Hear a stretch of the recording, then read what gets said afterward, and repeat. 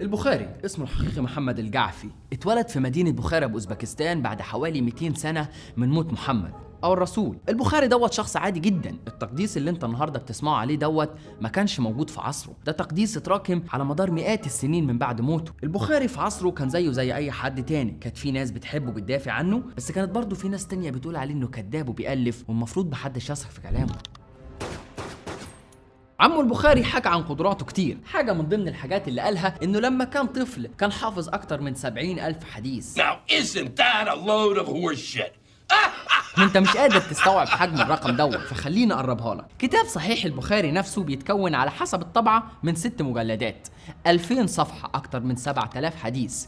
ده يعني إن البخاري وهو طفل كان حافظ قد كتابه ده 10 مرات، 60 مجلد، 20,000 صفحة، ولو الصفحة فيها في المتوسط حوالي 450 كلمة يعني 9 مليون كلمة. ده غير انه قال انه كان حافظ الاحاديث كلها باسماء الرواه وسنين ميلادهم ووفاتهم وكان عايشين فين، واسم امك وابوك واخواتك ونسوانهم وعمامك وعماتك وخالاتك. عايز اعرف بيشتغل ايه، بينام على انهي جنب. انت يمكن تقول ان ده شيء عادي، قدراته مثلا، بس خليني اثبت لك ليه الكلام ده كذب.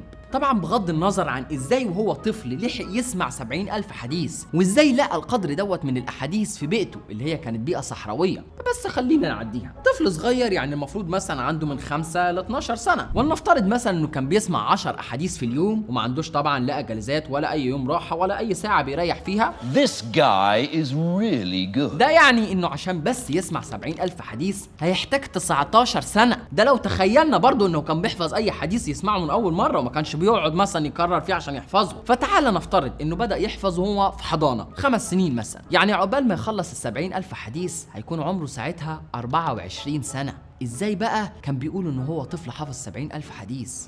لدخلة إنك لميت وإنهم لميتون. تعال ناخدها من الناحية العلمية. أساسا ما ينفعش حد يحفظ 70,000 حديث، العقل البشري غير قادر على حفظ هذه الكمية من المعلومات. 20,000 صفحة، 9 مليون كلمة وهو لسه طفل، انت عبيط ولا ايه؟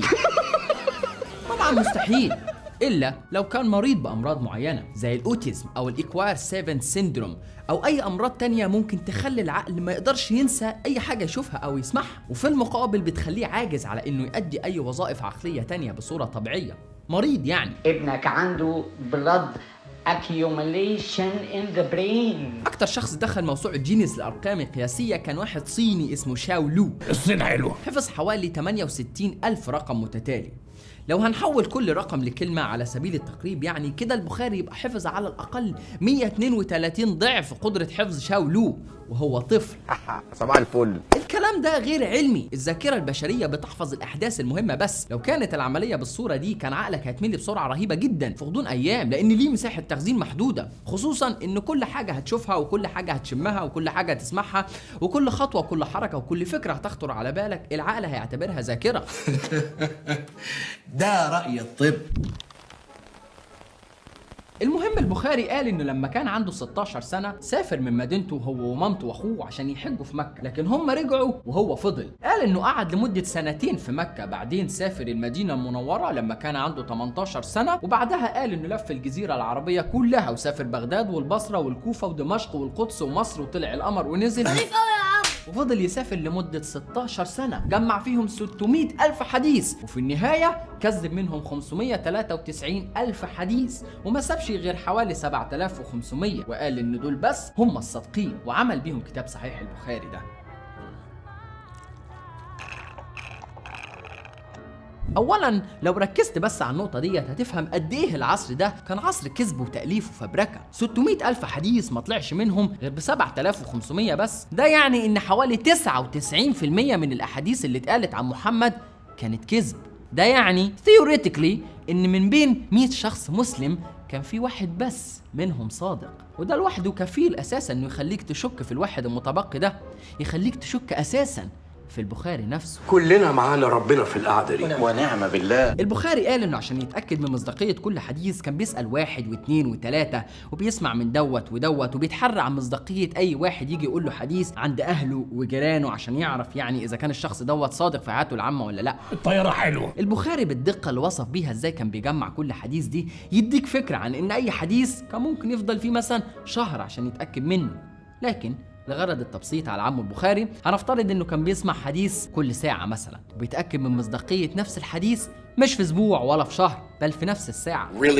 ولو قلنا ان البخاري مثلا كان بينام وياكل ويشرب ويخرج ويجي قول في 10 ساعات في اليوم وما بيعملش حاجة تانية طبعا في حياته خالص غير انه بيسمع احاديث غيره قالها، ده يعني انه كان بيسمع ويتأكد من مصداقية 14 حديث يوميا. إذن 600,000 حديث هنقسمهم على 14 حديث في اليوم، يعني كان بيقعد 40,000 يوم، وهو قال إنه عمل الكتاب دوت في 16 سنة بس. ده غير إنه ما كانش مخصص 16 سنة دول عشان كتابه ده بس، لا ده هو معدي كده بالمرة ألف 18 كتاب كلهم بنفس حجم الكتاب دوت واكبر منه كمان. Well, first of all, through God all things are possible, so jot that down. بعدين البخاري قال انه كان حافظ 70,000 حديث لما كان صغير، بس قال انه لما كبر كان حافظ 300,000 حديث، منهم 100,000 حديث صحيح و200,000 حديث ضعيف. فاكرين الرقم اللي قلناه في الأول اللي هو 9 مليون كلمة على 70,000 حديث؟ كده يبقى هو كان حافظ أكتر من 38 مليون كلمة، أكتر من 240 مجلد، 558 ضعف قدرة شاولو اللي هو دخل بيها موسوعة جينيس في الحفظ. الكلام ده ينفع بس في حالة واحدة بس عشان نكون مع الحق، يعني عند الحاجة والله العظيم هتنزلوا تحت هتشوف الويل. بعدين معلش يعني في نقطة، يعني دلوقتي هو بيقول انه كان حافظ 100,000 حديث صحيح و200,000 حديث ضعيف، صح؟ ازاي بقى؟ ازاي هو كان حافظ 100,000 حديث صحيح وهو بنفسه قال انه لف العالم كله عشان يجمع كل الاحاديث الصحيحة وفي الاخر ملقاش غير 7,500 بس؟ راحوا فين بقية ال 93,000 حديث صحيح اللي المفروض انه حافظهم؟ ما كتبهمش ليه في كتابه اللي هو مسميه بنفسه الجامع الصحيح، يعني بيجمع فيه كل الاحاديث الصحيحة؟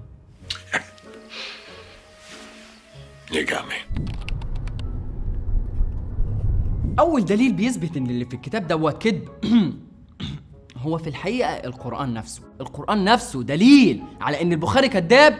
مال ازاي بس؟ ما انا هقول لك ازاي. مش سألتني السؤال؟ لا بس اجاوب بقى سيادتك. طبعا اجاوب سيادتك. القرآن أكد 100 مرة وقال إن محمد ده بشر زيه زي أي حد تاني، إنسان عادي يعني مش صانع للمعجزات. في آيات كتيرة جدا فيها القرآن كان بيتكلم على لسان الناس اللي ما كانتش مصدقة قصة محمد على إنه نبي وكده. الناس دي كانت كل شوية تقول لمحمد ورينا ولا معجزة واحدة بس وإحنا نصدقك. فعلا شعب حساس. بس في الحقيقة محمد ما كانش معاه معجزات، عشان كده كان كل شوية يقول إن الكتاب اللي معاه دوت هو المعجزة بتاعتي. القرآن كان هو معجزة محمد. اخر مرة تقول الكلمة دي بتستفزني جدا، بكرهها. تكرار الآيات اللي كانت بتقول إن محمد ما عندوش معجزات دليل على إن دي كانت أكتر حاجة الناس ماسكاها عليه ساعتها. الناس كانت عارفة إنه شخص عادي زيهم، لكن الكلام دوت بقى عكسه تماما موجود في الأحاديث اللي فيها بيتوصف محمد على إنه شخص بركة أسطوري. سكلة المعجزات دي عنده حاجة روتينية يومية عادية. من ضمن المعجزات دي مثلا حصلت في غزوة الخندق لما واحد من أتباع محمد جاب لمحمد نعجة صغيرة كده عشان يديها له ويأكلها له. الراجل اتفاجئ إن محمد نادى كل الجيش بتاعه عشان ياكلوا معاه، وكانوا كل ما الجنود بياكلوا الأكل مش بينقص بل بيزيد. اعيلوا كلمة. الغريب بقى مش في بس ان الكلام دوت متناقض مع القرآن لما قال ان محمد ملوش معجزات، لا الغريب هو ان نفس القصة دي اتقالت بالحرف في الانجيل لما المسيح زود العيش للناس لما ما كانش في اكل، كان كل ما الناس بتاكل الاكل مش بينقص بل بيزيد. القصة منقولة بالحرف من الإنجيل بس بدل عيسى خلوها محمد. كله من عزايا ايه انت بتعمل كده ليه؟ لان كله فادي. قصة تانية مثلا واحد من الجنود كان متعور في عينه جامد لدرجة إن عينه كانت مخلوعة من مكانها، راح محمد بكل بساطة شديدة مسكها رجعها مكانها وخفت وبقت احسن من الاول كمان. او مثلا لما محمد كان بينزل المطر، او لما كان بيكلم الشجر، او لما كان بيكلم الحيوانات. كل المعجزات ديت لو كانت حصلت فعلا في الوقت اللي كان عايش فيه محمد ما كانش محمد هيتعرف انه شخص عادي ملوش معجزات، ما كانتش الناس كل شويه هتقول له خلصنا بقى فين معجزاتك، وكان القرآن بنفسه هيذكر المعجزات ديت. يعني نفكر شويه، القرآن هيشتم ابو لهب ويقول له تبا لك انت ومراتك، ومش هيهتم بالمعجزات دي ايهما يتذكر، نشتم ابو لهب ومراته ولا نقول المعجزات الخارقه للطبيعه دي عشان نفيد بيها الاجيال القادمه مدى الحياه؟ ايهما اهم يتذكر؟ ما بتعديش انت يا لولو، ما بتعديش حاجه. طيب الاحاديث دي ايه يعني؟ البخاري هو اللي مؤلفها؟ مش شرط. محمد كان معروف انه شخص عادي ملوش معجزات، ودي كانت حاجة مش في صالحه. يعني حتى لما كان موجود بنفسه بكلامه بشخصيته بحروبه بغزواته ناس كتير قوي ما صدقتهوش وكانت فاهمة انه انسان عادي، فما بالك بقى لما يموت محدش هيأمن بيه. عشان كده الناس اللي جم بعده من قبل حتى ما يتولد البخاري ألفوا له القصص اللي زي دي عشان يعظموا منه. يعني اذا كان دلوقتي اللي المفروض ان هو عصر العلم والكوانتم فيزيكس والبايوكيمستري الناس بتقول على اي شخص جاهل بس بيتكلم في الدين انه راجل مبروك وبيرجع الاعمى بصره وبيشفي العيان وبيخرج العفاريت وبيعمل، عايز الناس اللي كانت عايشه في عصر المعيز والخيم ديت ما تقولش على اكتر شخص اسطوري بالنسبه لهم انه مبروك وليه معجزات. فكرة أنا مش مصري.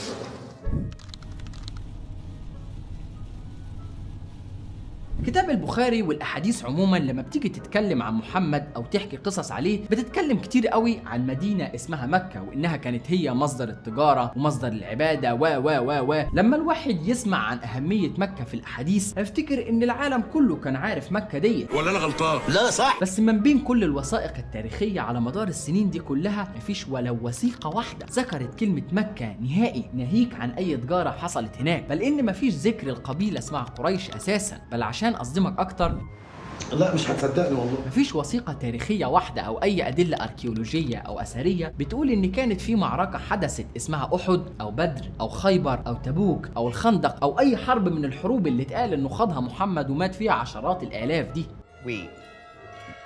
عامة إننا نحاول نحكي عن التناقضات التاريخية ما بين اللي مكتوبة في الكتب الإسلامية وبين المكتوبة في كتب التاريخ الحقيقي فمش هنخلص. في نفس الوقت اللي فيه الكتب الإسلامية بتقول إن الحكام المسلمين استعمروا الدول بالحب، المؤرخين كلهم كانوا بيقولوا عكس الكلام ده. في نفس الوقت اللي فيه واحد اسمه الطبري يجي بعد 300 سنة من دخول المسلمين فلسطين من دماغه كده يقول لك إن كان في حاجة اسمها عهدة عمرية وإن المسلمين دخلوا فلسطين بالبوس والأحضان. الوثائق اللي اتكتبت في نفس الوقت اللي دخل فيه المسلمين فلسطين على إيد المؤرخين اللي كانوا عايشين في فلسطين نفسها بتقول عكس الكلام ده، بغض النظر على ان العهدة العمرية دي اساسا مليانة عنصرية، زي مثلا ان ممنوع المسيحيين يبنوا اي كنايس جديدة او ممنوع يصلحوا الكنايس اللي هي اتدمرت من احتلال المسلمين، او لو في مسلم عايز يخش اي كنيسة كده بمزاجه خد يا جدع انت رايح فين؟ المسيحيين لازم يفتحوا له الكنيسه ويقعدوه وياكلوه ويشربوه كمان. او لو هو مثلا في مسلم دخل على مسيحيين ولقاهم قاعدين وهو عايز يقعد، المسيحيين لازم يقوموا ويقعدوه. You are what I say you are.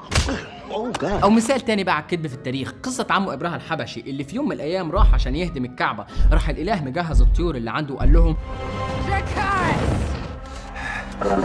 بعت له شويه طيور عشان تحدف عليه طوب. طبعا اي شخص ماشي بالعقل وبالعلم في حياته هيعرف ان القصه دي مجرد اسطوره، مفيش حاجه اسمها الاله يبعت شويه طيور عشان تحدف على الناس طوب عشان يحمي شويه حجاره. بس كفاية كذب. لكن لو انت ما بقتش عارف تفرق ما بين الحقيقي والخيالي في حياتك فممكن تسأل نفسك سؤال بسيط قوي، ليه الاله ما بعتش الطيور ديت لما الكعبه اتهدد بعد موت محمد ب50 سنه، او لما اتهدد مره تانية على ايد الحجاج بن يوسف الثقفي بعد موت محمد ب60 سنه، او بعد 300 سنه من موت محمد لما القرامطه دخلوا الكعبه وذبحوا الحجاج كلهم ورموا جثثهم في بير زمزم وسرقوا الحجر الاسود وفضل عندهم 20 سنه، لدرجه ان محدش يعرف في الاخر هل الحجر اللي رجع دوت هو الحجر اللي اتاخد ولا حجر تاني مزور. او يا عمي سنه 1979 لما شويه اخوان مسلمين دخلوا الكعبه وفتحوا النار على كل الناس اللي كانوا بيحجوا هناك وقتلوا 382 شخص واكتر من 1000 شخص اتضرب بالنار. او سنه 1996 لما الكعبه دي اتهدت كلها كده وتساوت بالارض وجابوا شويه عمال يبنوها من جديد من الارضيه للحيطان للسقف ومفيش فيها اي حاجه فضلت قديمه الا بس الحجر الاسود اللي هو اساسا محدش يعرف اذا كان الاصلي ولا واحد تاني مزور. اسأل نفسك اشمعنى الاله بعت طيور تحدف طوب على ابراهيم لما ما كانش فيه اي ادله تاريخيه تثبت ان الكلام ده فعلا حصل، بس اول ما اصبح فيه هناك شهود وتاريخ لاي حدث بيحصل ما بعتش اي حاجه وتهدت الكعبه بعدها على الاقل 12 مره. الكعبه اللي انت بتحوش فلوس عمرك عليها دي عشان تروح هناك تعيط وانت متخيل ان عمو ادم هو اللي بناها، دي حرفيا لسه مبنيه من 20 سنه، انت البيت اللي انت عايش فيه اساسا غالبا اقدم منها. دي تهمه محاوله قلب نظام الحكم، تعريض امن البلاد للخطر، المساس بالامن القومي، وده كله كده اعدام. أما عن الأحاديث المتناقضة في البخاري فأساساً إن كان في حاجة واحدة بتميز الكتاب ده فهي الأحاديث المتناقضة ما بينها وما بين بعضها. امال ايه؟ في أحاديث كتير بتحكي عن طقوس معينة بس بتبقى مختلفة ما بينها. Fuckers hate us cause they ain't us. They hate us cause we ain't us. وفي تناقضات في حاجات واضحة جدا زي مثلا عمر الرسول لما مات، أنت فاكر إنه كان عنده 63 سنة لما مات صح؟ بس في الحقيقه ان محدش يعرف. البخاري مره يقول لك 60 ومره يقول لك 63 ويجي بعده واحد اسمه مسلم الحجاج يقول لك لا ده مات على 65. ده غير انه برضه في حديث ثاني بيقول 60. او مثلا مده قعاده في مكه، في احاديث البخاري بتقول ده قعد 10 سنين، بس في احاديث ثانيه برضه البخاري بتقول قعد 13 سنه، وفي احاديث بقى ثالثه المسلم بتقول لك لا ده قعد 15 سنه. والمفروض الاحاديث دي كلها صحيحه واصحابها كلهم صادقين ما بيغلطوش، وكتبهم كلها ما فيهاش ولا غلطه واحده. انا كده بدات اتوغوش. مثال تاني للتناقض، مثلا قصه مذكوره في البخاري ان كانت في جاريه الرسول حب ينام معاها في بيت مراته اللي هي اميمه بنت شرحيل، فالرسول قال للجاريه دي ايه؟ قال لها سيبي نفسك ليا. ده احنا الليله ليلتنا. قالت له هو ينفع الملكه تسيب نفسها لحته سوقه؟ وصفت الرسول بالسوقي، فراح الرسول رفع ايده عشان يضربها، قالت له اعوذ بالله منك. انت بتصدق؟ يا عليك، ده انا بهزر. طب معلش يعني واحد يجي يقول لي ازاي هي قالت له اعوذ بالله منك اذا كان اللي قدامها ده المفروض انه الرسول من عند الله ذات نفسه؟ ده لان اسم الله نفسه في الحقيقه مش اله اسلامي. What the fuck are you talking about? الله ده اسم اله من ضمن الالهه اللي كان بيعبدها العرب من قبل ما يتولد محمد اصلا. المهم بعد ما قالت له ازاي الملكه تسيب نفسها لحته سوقه، راح محمد طلع من الاوضه ونادى على واحد اسمه اباسيد وقال له لبسها وروحها عند اهلها. واللي يعرف يخرجني يفرجني. التناقض هنا بقى ان نفس القصه دي مذكوره في صحيح البخاري تاني برضه، بس المره دي بدل ما كانت جاريه في بيت مراته اميمه بنت شرحيل كانت مراته نفسها اميمه بنت شرحيل. القصه اتكررت مرتين بالحرف بشخصيتين مختلفتين، فمنطقيا لازم تكون على الاقل واحده منهم كذب ان لم يكن الاثنين، لان لو انت مسلم بتفكر المفروض تفهم ان مفيش رسول عاقل هينام مع جاريه، ده على افتراض ان كان في حاجه اسمها رسول اصلا. I get you. برضه في احاديث تانية كان بيتسأل فيها ايه افضل اعمال، مره يقول لك افضل عمل هو الايمان بالله ثم الجهاد ثم الحج، مره تانية يقول لك افضل عمل هو الصلاه على وقتها ثم بر الوالدين، مره ثالثه يقول لك افضل عمل هو الجهاد. يعني ما هو يا اما انت عارف ايه هو افضل عمل فتقوله لنا عشان نعمله، يا اما ما تفتيش يا بخاري ولا ايه؟ جاي يستظرف يا ماما بس ظريف الحقيقه لطيف.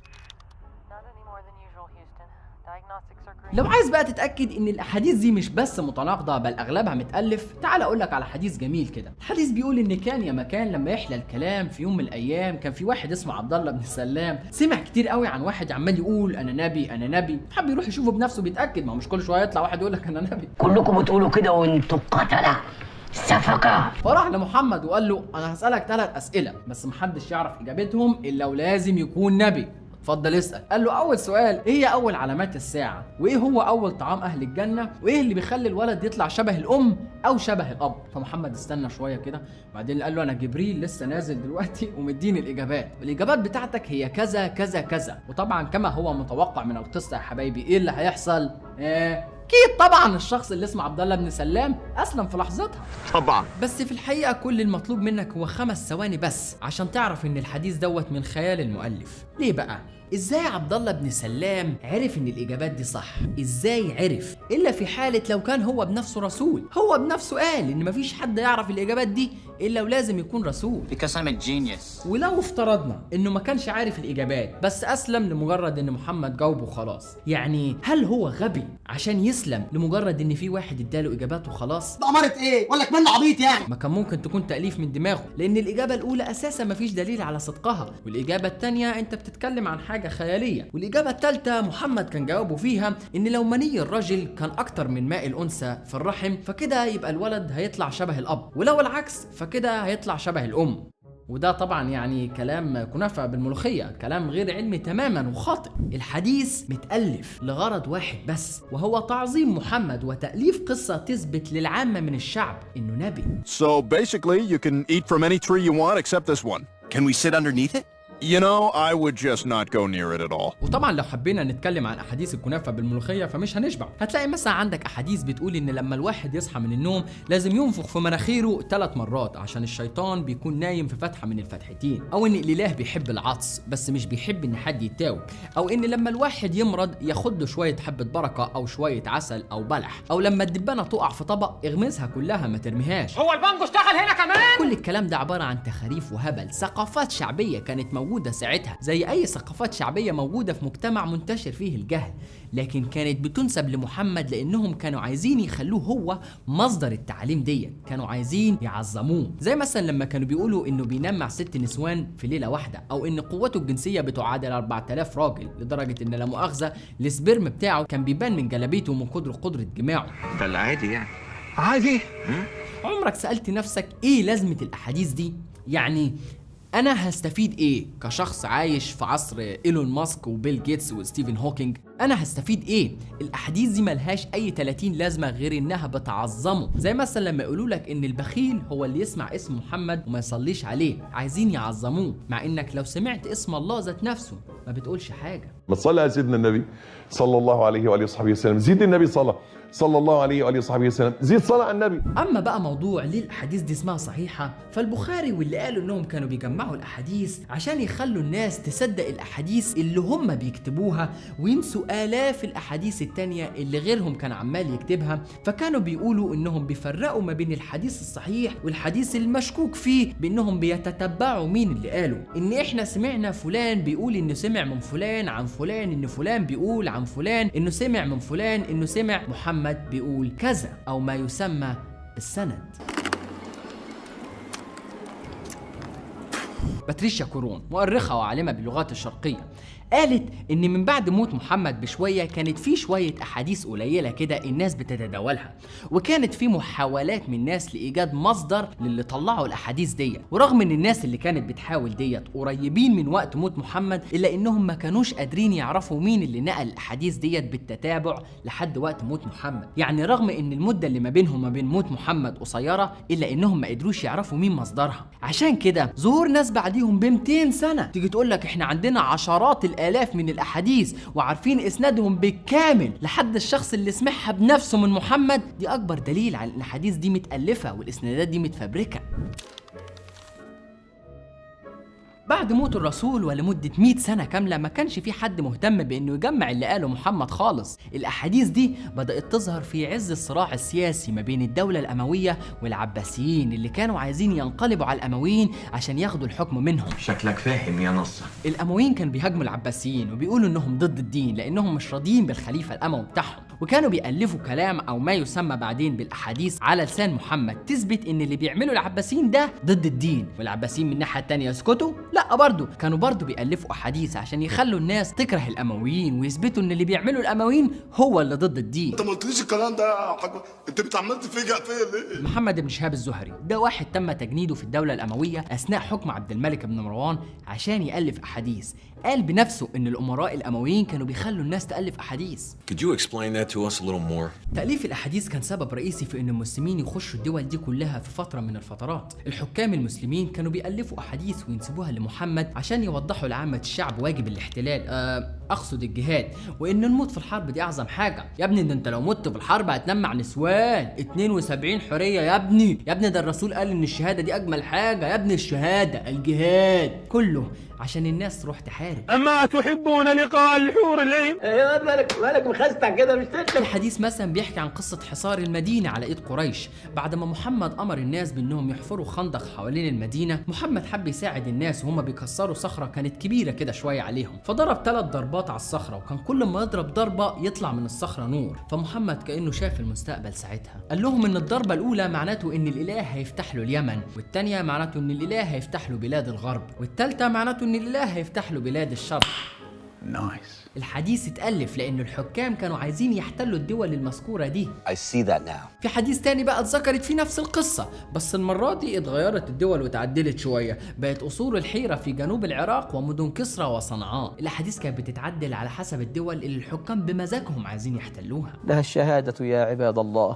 كلام نعمة تفحت. دي كانت بداية الأحاديث، أغراض سياسية. بس بعد كده بقى لما زادت أهمية الأحاديث دي عند الشعب نفسه والناس بدأت تهتم بمحمد قوي، درجة انهم كانوا عايزين يعرفوا هو بياكل بأنهي ايد وبيعمل حمام وهو واقف ولا قاعد. الأموات يا جودة ما بيعوزوش حمام. بدأت تستخدم في ضبط الشعب نفسه. في حكام ألفوا أحاديث عن قتل أي حد يخرج على الحاكم أو يعترض عليه وإن ده ضد الدين، وفي ألفوا أحاديث عن إباحة السبي، مثلا إن المسلمين لما يحتلوا دولة محلل ليهم إنهم ياخدوا نساء الدولة ديت وبناتهم سبايا وجواري عندهم عشان يتلذذوا بيهم جنسيا. ويجي واحد بعد كده حبيب امه يقول لك ايه، ان دي علامه من علامات الرحمه في الاسلام، بدل ما نقتلهم نغتصبهم بس. يا فرحة امك بيك يا والكلام مش بس بينطبق على البخاري، خلي بالك ده بينطبق على اي كتاب فيه احاديث، لان كلهم ناسخين من البخاري. مثلا مسلم بن الحجاج اللي الف كتاب صحيح مسلم قال نفس الحدوته بتاعت البخاري عشان الناس تصدقه. قال لك انا لفيت الجزيره العربيه كلها وسافرت مكه والمدينه والبصره وبغداد والكوفه ومصر وسوريا وفلسطين. هو انت مستعجل على ايه؟ وجمعت 300,000 حديث، وفي النهايه ما لقيتش بس غير 3000 حديث، كذبت 297,000 حديث. ابتدينا نستظرف. بغض النظر عن ان مفيش اساسا حد يعرف عدد الاحاديث اللي عملها كانوا كام، ناس تقول لك 3000 وناس تقول لك 4000 وناس تقول لك 7000 وناس تقول لك 12,000. طب اعمل ايه؟ افتح عين واغمض عين؟ الامر معقد جدا، انا عارف. الفقه والشريعة والأحاديث والمتن والخصاصة والعلة والتفاسير. لا يا عم أنا هسيب الشيوخ هم اللي يقولوا لي إذا كان ينفع أصدق الكتاب ده ولا لا. العقل ما ينفعش من مصادر التشريع، لأن وظيفة العقل إزاي يطبق مصادر التشريع. في إيه يا ابن الكلب أنت يا جزمة؟ بس صدقني الأمر أتفه من كده بكتير. التعقيد موجود عند آلاف الأديان التانية. المسيحية مثلا فيها حاجات برضو معقدة زي السكسولوجية والبترولوجي والزوكسوباتري، بس مش معنى إن الشيء معقد ده يعني إنه ذات قيمة. God damn it, Gump! You're a goddamn genius. That's the most outstanding answer I've ever heard. الأحاديث مبنية على قصص ما فيهاش أي أدلة، ودي أول حاجة المفروض تخليك ما تصدقهاش.